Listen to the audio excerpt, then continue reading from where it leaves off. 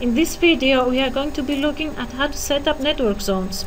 To define a new network zone, start by clicking on the Open Advanced Settings under the Firewall tasks. Step 1. Create a name for a new network zone by clicking on the small arrow at the bottom of the page and then click on the Add New Network Zone.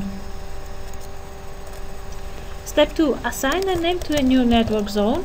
Optionally, you can check the public network box if the network is in a public area such as airport or hotel. Click the OK button once the name is specified and immediately the zone will be created.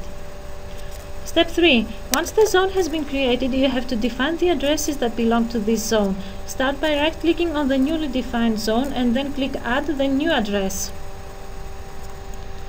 Step 4. A dialog box appears with the options for choosing a single address or a range of addresses, or you could add a subnet mask.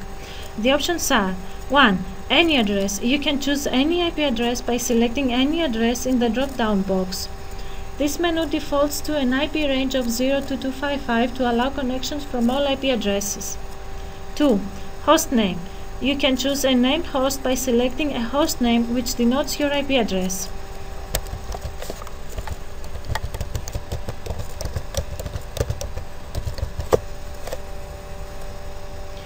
3.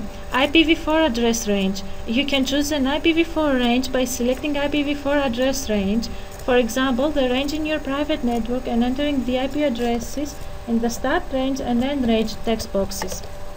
For example, if you decide to enter an IPv4 address, a start IP and end IP text boxes will be presented, in which you can then specify the range of the IP address for the zone.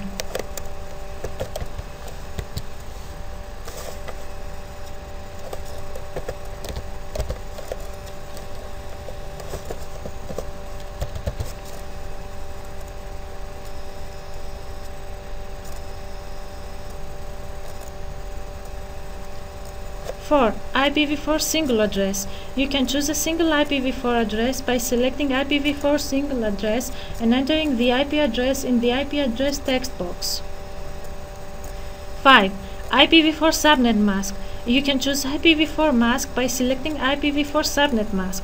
IP networks can be divided into smaller networks called subnetworks or subnets.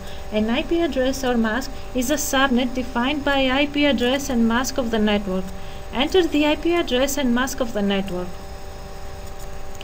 IPv6 single address. You can choose a single IPv6 address by selecting IPv6 single address and entering the IP address in the IP address text box.